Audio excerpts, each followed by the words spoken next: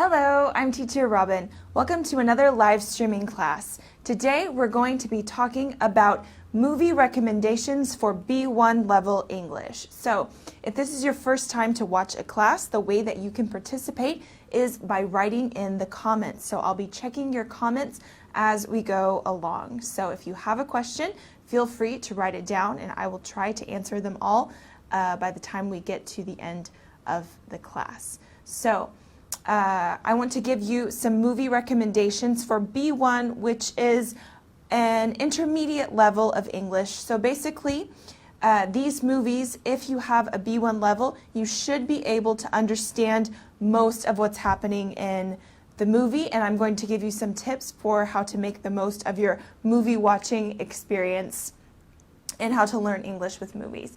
Okay, so the best thing to do if you want to improve a language by watching movies is to watch with subtitles, but in English. So if the movie's in English, put the subtitles in English and that just reinforces what you are listening to. So don't put the subtitles in your native language because then you will spend the whole movie reading and you won't actually be taking in all that vocabulary. So the best thing to do, you can try without subtitles, but if you feel that's too difficult, put the subtitles in English. Okay? If you're watching a movie, you know, most movies last 1 hour and a half, 2 hours, which is a long time if it's not in your native language. So feel free to pause, go back, start again if there's something that you don't understand. So if you're at home, comfortable, if you said, oh, I'm not quite sure what they said in that scene, this might be important, rewind, go back, play it again. It's not a problem. Just make sure the important thing is that you understand. Okay, so like I said, break it up into shorter sessions. So maybe watch for half an hour, pause, take a break, get a drink, get some popcorn, think about what you've just seen before you start another shorter session. So that's a good way to retain everything that you've just heard and experienced. Okay, another thing that you can do is to take notes. So you could keep a notebook and you could write a summary of what's happening every 10 or 20 minutes or so in each scene, or you can write down some key phrases or quotes that you want to remember in the future. So that's another way that you can practice and learn extra English, extra vocabulary. So yeah, make a list of your favorite quotes. So some movies have some really cool quotes in English that you want to remember that you can even bring up in conversation when you're talking to your friends. You can mention a quote that you remember from a movie. Okay, so let's move on to my recommendations for B1 English. Again, so this is like an intermediate level of English. Okay, Toy Story. So this, obviously, there are multiple 1, 2, and 3. You might have already seen these films in your native language because they are very popular Pixar movies. So if you've already seen them in your native language and then you watch them again in English, you already know what's happening. So then you're really focusing on the dialogue. So that helps a lot. The Toy Story movies have really simple grammar because they are, you know, the audience is probably younger, like for children, but adults can enjoy it as well. And it's rich in vocabulary. So this is a really good movie to watch if you want to improve your vocabulary. They use everyday expressions, so it's not going to be anything out of the ordinary. It's going to be expressions that people use all the time that you can understand. And the characters speak with excellent gestures. So they make these movements and use their hand gestures, so that makes it even easier for you to understand what they're saying because they use these gestures. Okay? Another recommendation, Harry Potter. Okay, this is also a popular movie that you might have seen in your native language as well. So join this young wizard on his journey to discover the power that he carries within. You can also familiarize yourself with the game of Quidditch. So that's even a whole new vocabulary related to Harry Potter. If you want to practice a more British accent versus American, then this is a good movie to watch, to listen to practice your British accent. And there's some interesting dialogues, and of course the acting is really good, very exceptional in this movie, all of the Harry Potter series, so feel free to watch any of these to practice your English. Okay, another one, so going back to an American movie, an action-packed film, Terminator 2, any of the Terminators, but specifically 2. This cult movie is very good for practicing your English while seeing explosions. Okay, so when we say cult movie, that means that a movie that is very, very, very popular among a group of people. So we say a cult movie because if you see a movie one time and then you watch it again and again, maybe if there's events related to this movie, then you attend those events. Maybe you dress like the characters from that movie. So that's what really makes a cult movie, is a movie that's very, very, very popular. Maybe not with everyone, but with a specific group of people. Okay, I see several people are joining us already and have said hello. Darum, Jonathan, Yanapurn, and Mohammed. So thanks for watching, and if you have a recommendation or if you have a question about something that we've just seen, be sure to write it in the comments. Okay, let's move on to our next recommendation, American Beauty. Okay, so this is an Academy Award-winning movie, critically acclaimed drama. This is the story of an American father who enters a midlife crisis that changes his life and the lives of those around him. So, okay, key vocabulary word here, a midlife crisis. So what does that mean? That means when someone reaches the age of late 40s, 50, this is called midlife, because assuming someone might live to like 90 or 100, this is a midlife crisis because you reach this point where maybe you don't know exactly what you're doing with your life, or maybe you've always done the same thing and they're looking for something new, something more exciting, something different from the normal routine. So when people go through this midlife crisis, a lot of times they make some decisions or some changes that are very strange, very drastic. Okay, so this is something that happens in a lot of, that you'll see in a lot of movies. People, especially men, but sometimes women as well, going through midlife crisis. In this movie, you will hear a lot of colloquialisms and phrases from daily life, so that is going to help you to improve your English and sound even more native.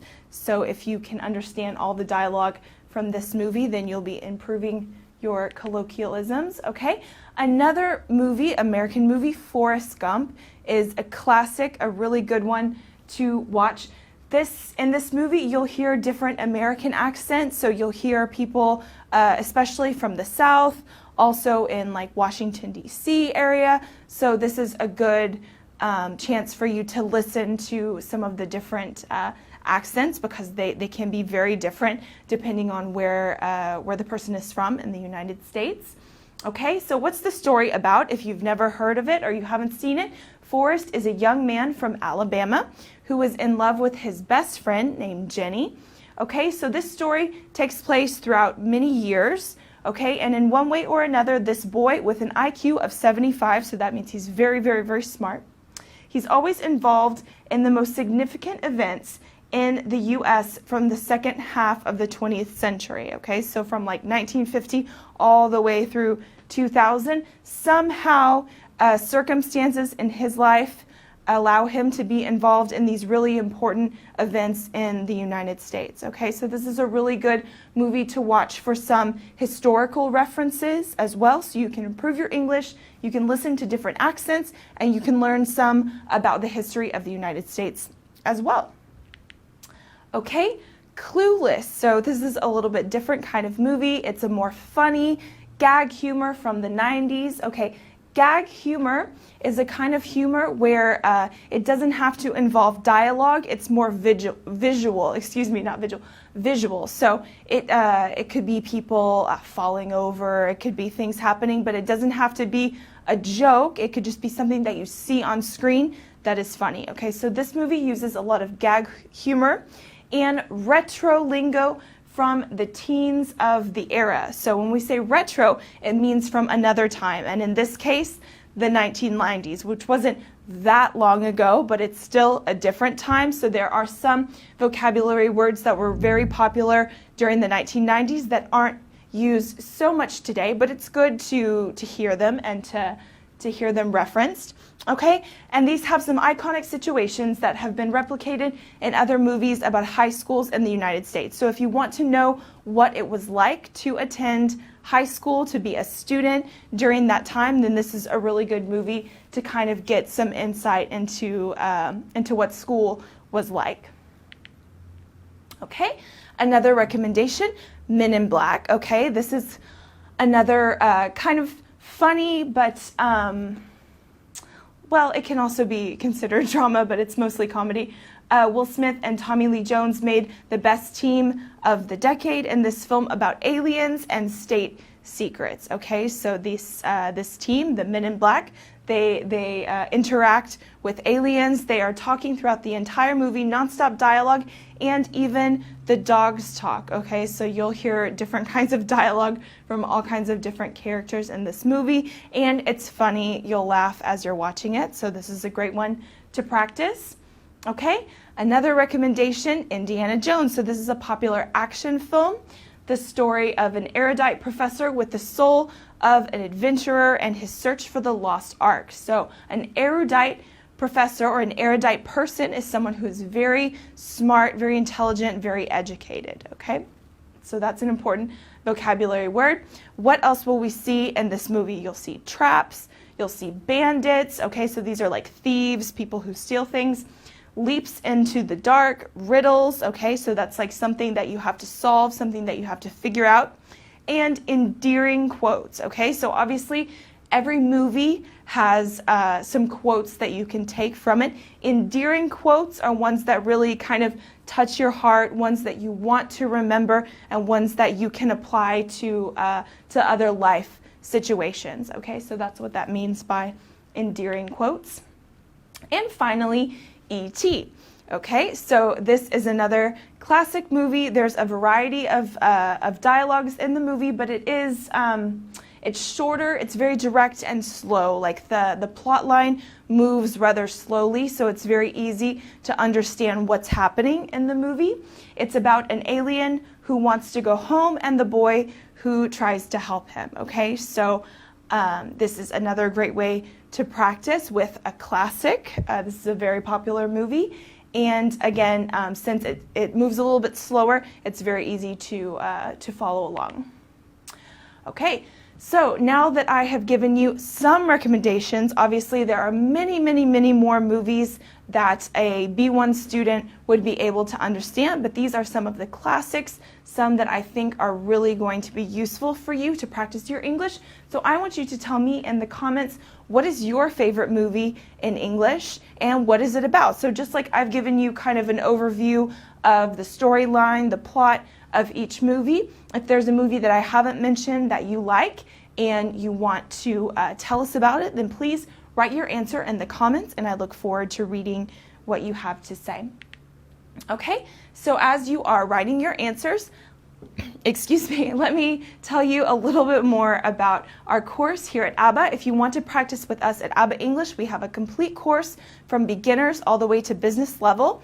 And our course is also based on films, but they are short films about everyday situations. So each unit has a short film, a video class with a teacher explaining the grammar, and then you go through different exercises where you practice all of your key skills. So reading, writing, speaking, and listening, those are all covered in the course. So if you want more information, if you are not a student with us already, then you can go to abbaenglish.com and you can get all of the information about our course that you want there. In addition to our course, we are on all of the social media networks, Facebook, obviously, because you're watching us on Facebook, Twitter, YouTube, and Instagram. We are posting new content on those channels every day, so check it out. It's a great way to practice something really quickly on your way to work, at home, just really short sessions. That's the best way to learn something new every day. You can also check out our blog, which is called our ABBA Journal, and there you can find articles about grammar, culture, English for business, travel, even more movie recommendations. If you'd like to find more information about learning English by watching movies, you can find it on our blog. Okay, so I see we already have a couple of questions. Let's see. Kamel says, what is the difference between thriller and horror movies? Okay, Well, thriller, they're similar. So thriller is something that really keeps you excited, like you want to know what's going to happen throughout the movie. Maybe someone is being chased. Maybe it's like a spy mystery kind of thing. Horror is more scary. So I would say in a horror film, someone dies, someone gets killed, or someone is after you, maybe like a ghost or a murderer, a serial killer. So that's a little bit the difference between thriller and horror. They're both very exciting, but horror focuses more on the scary, whereas thriller focuses more a bit on the suspense, what's going to happen next. Okay, so I hope that answered your question. Jawed's favorite film is The Notebook. Okay, it's about true love. That's another really good one for about B1 level students. So the story of a couple and their love story from when they're young until they're older. So that's a good recommendation. Thank you, Jawed. Okay, are there any other questions at this time? All right, let me just quickly tell you what we're going to talk about next week. We're going to look at some key expressions and vocabulary for how to express your mood. So depending on the day, depending on the situation, you might be happy, you might be sad, you might be nervous. But those are words that we already know, so we're going to look at some expressions, some different ways to say things like I'm happy, I'm sad. So what are some other ways that we can say that? Okay, so tune in next week for that. I want to thank everyone who has joined us today. Keep writing in the comments because I'll be checking later on today. So if you think of something later or if I didn't answer your question during the live class, don't worry, I will get back to you as soon as I can. Thanks again for all your great comments and recommendations. I hope you can join us next week, and I hope you have a great rest of your day. So take care. Bye.